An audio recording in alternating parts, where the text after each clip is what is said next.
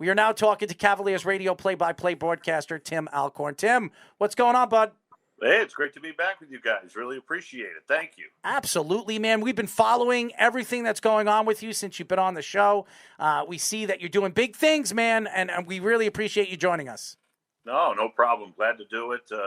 As you said, NBA draft right around the corner, and for the Cavaliers, it's a little bit of uncharted territory from where they've been the past couple of years, where they're up in the top 5, last year top 3. This year sitting at number 14, but in the end, that's a good sign. That means they made some remarkable progress last year, which, of course, they did. The Cleveland Cavaliers.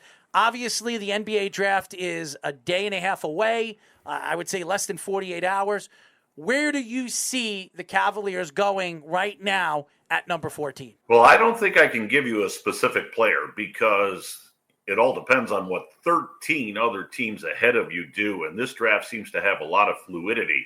And as I mentioned when we first got started, to me, that's a great sign for the Cavaliers. Last year, they were sitting at 3. Everybody seemed to know that the top 3 were going to be Cunningham, Green, and Mobley, with Cade pretty much being that top pick, or at least the consensus top pick. And then the Cavs were either going to get Green or Mobley, depending upon what Houston did. So this year, there's so much more fluidity insofar as what the Cavs are going to have options to do at that number 14 spot.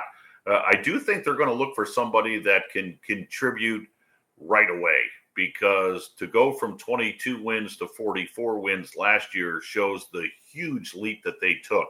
And this is a ball club that's on the cusp of being a playoff team. In fact, they think they should have been a playoff team rather than a play-in team last year. They just got decimated by injuries, especially down the stretch. So the cornerstone pieces are in place.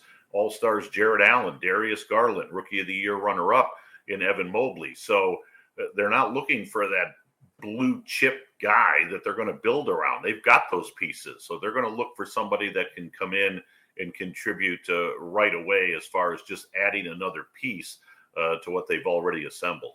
So Evan Mobley, again, like you were saying, Rookie of the Year runner-up, a lot of people thought he should have won. What impressed you the most about his game watching him this year? I'll tell you what, we all thought he was going to be pretty special coming out of USC, but he was even above and beyond what everybody anticipated.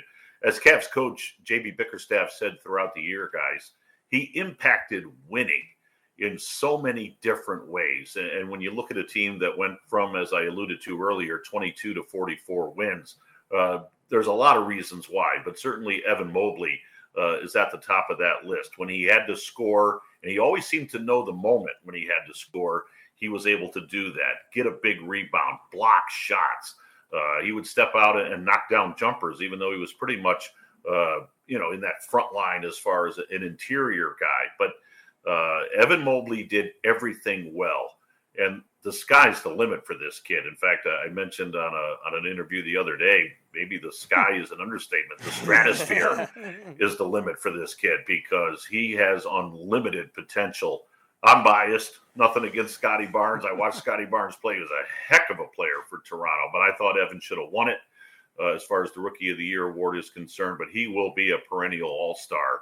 So when you put him with Jared Allen, with Darius Garland, the nucleus of this team is going to be together for a long, long time. He was absolutely robbed. I've been saying that all season. He was the Rookie of the Year, and as good as Barnes was this year, I think he was even better. He's going to be a star in this league. I love his size. I love his ability. He can do everything. Not only is he a good offensive player, he can pass, he can play defense, he can block. He's a sensational player. He needs to put on some meat, but I think as he gets older and he fills into his body, he's going to be sensational. We are talking. Oh, totally agree. Yep. We are talking to Cavaliers radio play-by-play broadcaster Tim Alcorn. Love him. As we had some fun with him last time. We will have some fun before this interview is over. Kevin Love, obviously a guy that over the last couple of years, some people said that wanted to be traded. This year, he's taken a back seat as a leader of this team, really wanted to be a part of this team and this rejuvenated young offensive team that we saw this year early in the season and really transitioned to almost a playoff team. What do you see Kevin Love doing? What do you see the Cavaliers doing in the offseason? Do they move Kevin Love? Does Kevin Love stay there? Where does he go for his future? Well, to me, Kevin Love stays here.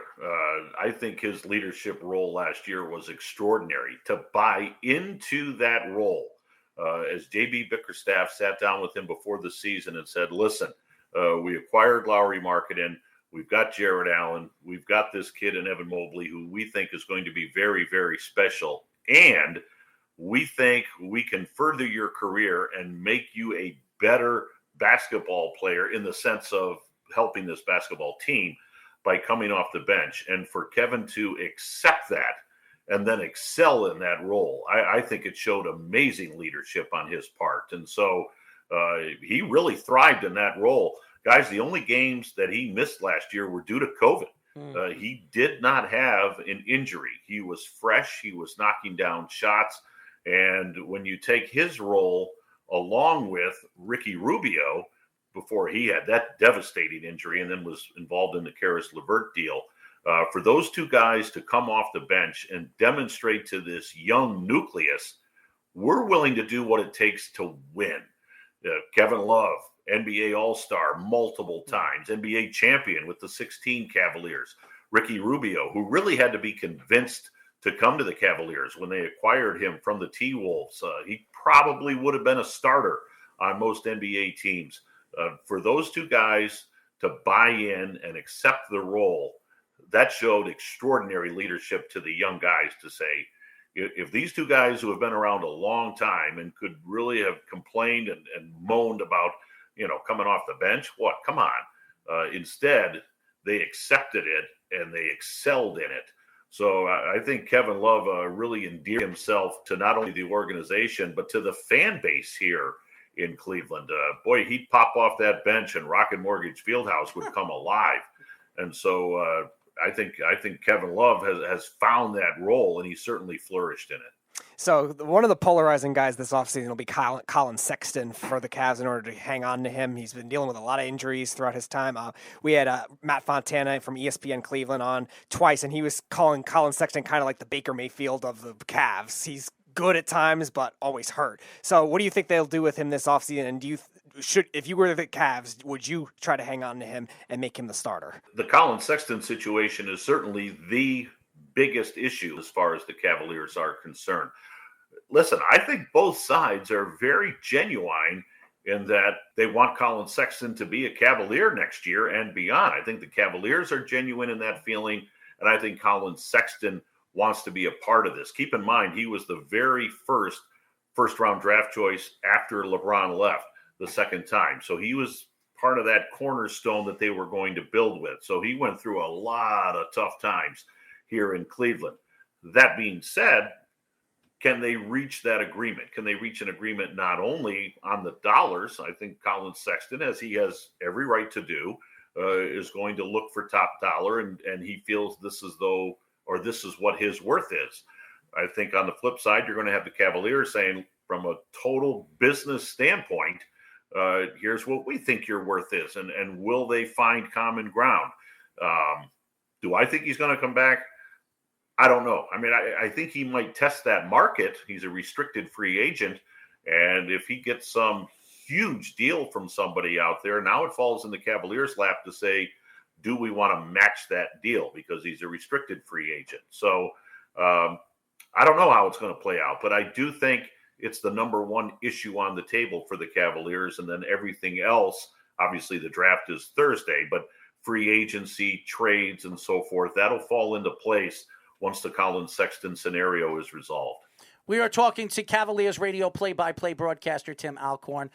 Tim, LeBron James, I mean, there are stories coming out of L.A. that he's not signing that extension until he sees a huge difference in the offseason on making moves and bringing players in. When everybody knows LeBron James is running that organization, and the only person that can make those moves is him. So if that doesn't happen, could you see LeBron James heading back to Cleveland? He still owns his house over there. He still loves Cleveland. It's his hometown. This team is built by young superstars. I mean, you have Evan Mobley, you have a guy like Darius Garland, and you have some guys like Karis LeVert and Jarrett Allen. This is a great young team with great young legs. You put LeBron James there, you're a championship competitive team again in the Eastern Conference. Could you see LeBron James jumping ship and going back to Cleveland? Well, I certainly don't know if that's going to transpire. I said many years ago, long before I got the Cavs job, I would just say to friends and colleagues, I think LeBron will finish his career wherever Bronny ends up. Mm-hmm.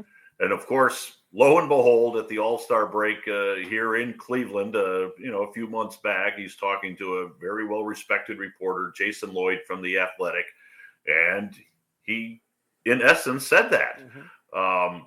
So how that will play out, we'll see. I don't know what's going to happen in Los Angeles. They've got a mess out there because you've got the Westbrook contract and him and AD and LeBron playing together. That obviously didn't work. Mm-hmm. So they've got to resolve that. But I truly I believed it years ago. And when he said it to Jason Lloyd, I wasn't surprised. If Bronny makes it to the NBA, and there certainly are projections that he will be an NBA player, I think LeBron would love to play his final year or two, whatever that may end up being, with his son. So that's how I view it. Whether he comes, whether that's Cleveland, whether that's Dallas, Sacramento, Memphis, who knows? New York, where Bronny, right, wherever Bronny ends up, and of course, that becomes a risk for the team that would end up with Bronny, because if he isn't a, let's say, top 5 elite player, yeah.